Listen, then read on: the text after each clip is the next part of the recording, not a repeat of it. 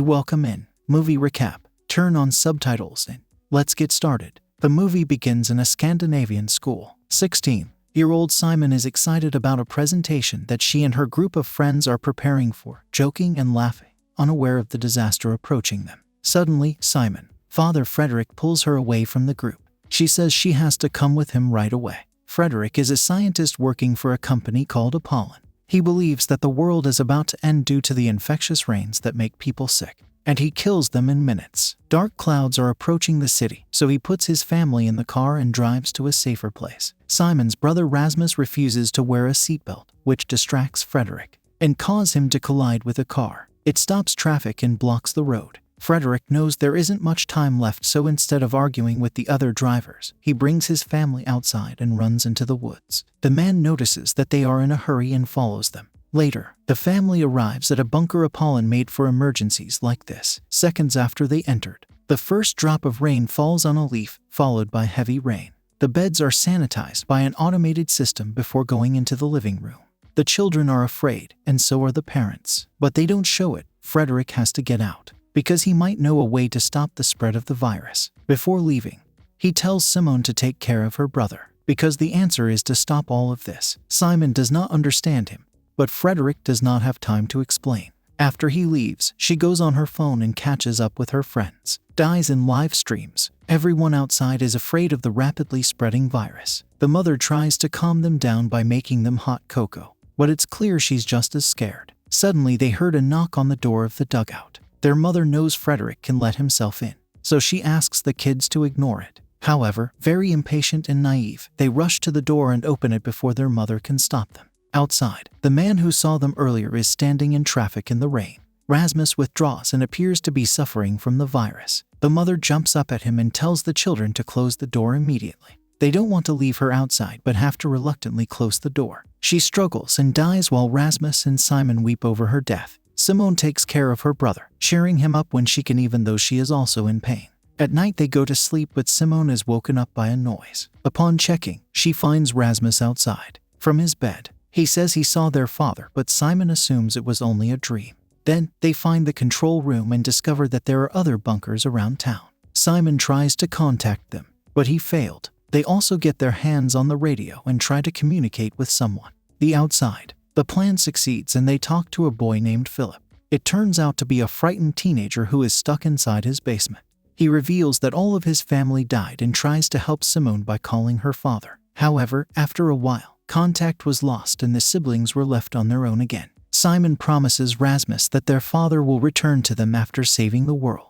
As the two take care of each other, days turn into weeks, weeks turn into months, and months turn into years. Cutscene 6 years later. Rasmus turned into a 17-year-old teenager. Since he reached puberty, his patience was getting thinner by the day. Simone tries her best to be optimistic, but after so many years of their father's absence, she doesn't know if they will ever meet him. Rasmus often blames her for lying when she knows their father will never return.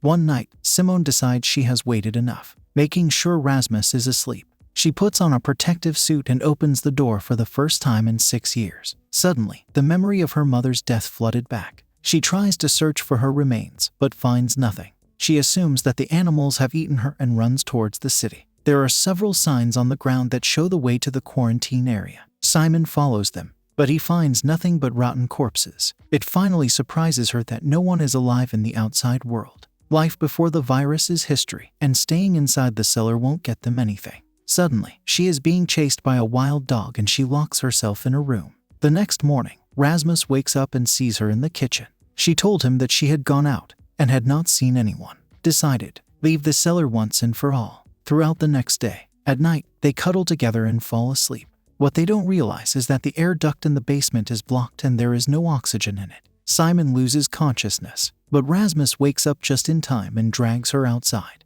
Then it turned out that the blockage of the air ducts was no accident.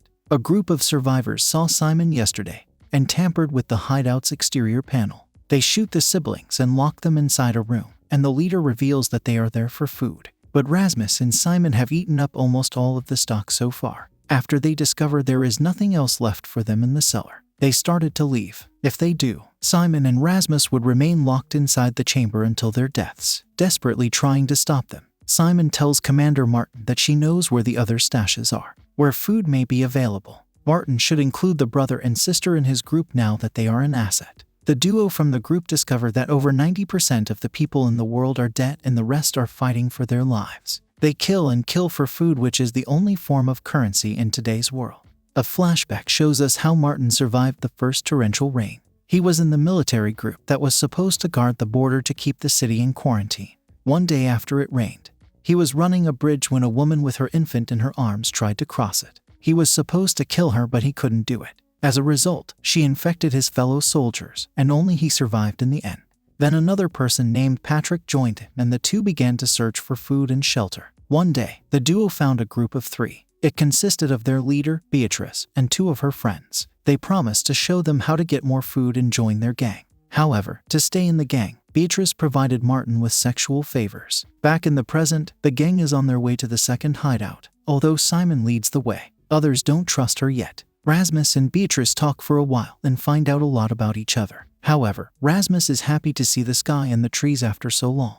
Suddenly, they saw a car on the street. It hid, and 2 armed men got out. Martin is told that they are unknown people who are kidnapping the survivors. Before they can find the group, a girl running towards the woods catches their eye. When the men are distracted, the group tries to escape, but Simon stops everyone. She wants to save the poor girl who needed their help.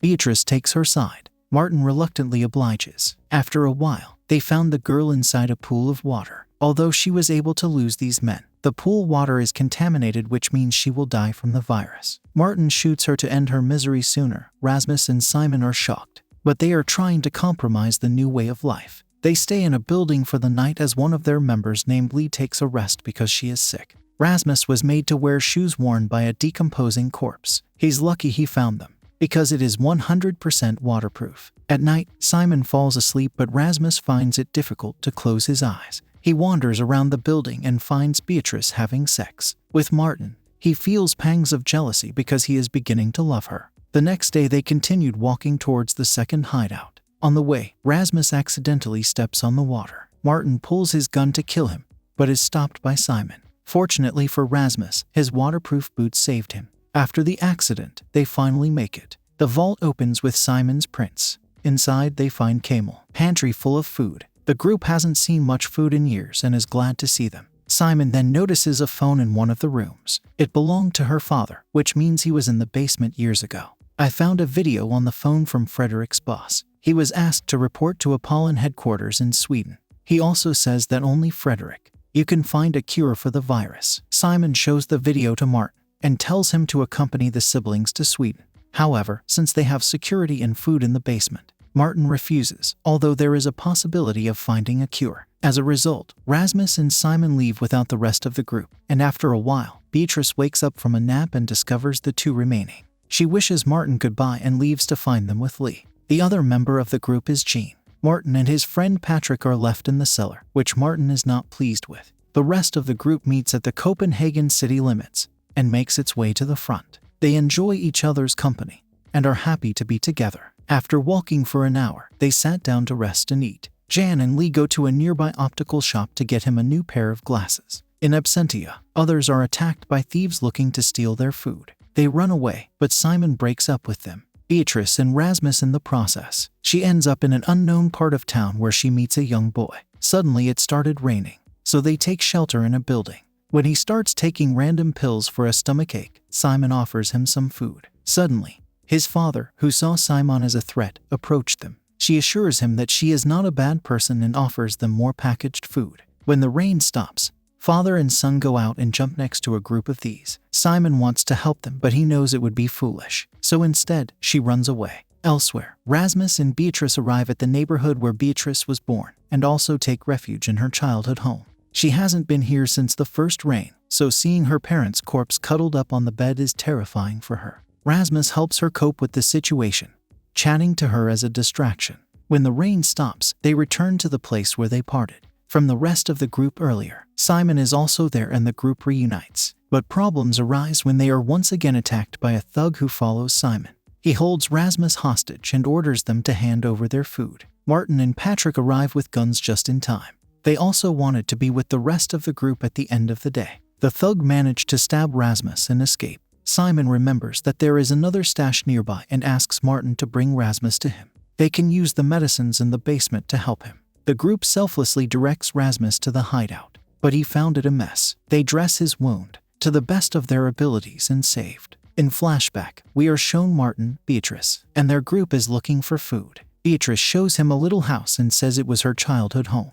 It is clear that she has lied to both of them and is hiding something from everyone. In the final scene, Martin shows Simon a device they found in the final vault. The device depicts a map of the city consisting of a wall that did not exist before the outbreak. Martin believes the wall exists because the other side is not affected by the virus. This means that they still have a chance to survive. Thanks for watching. Please like, subscribe, and click the bell icon for new movie clips. See you in the next video.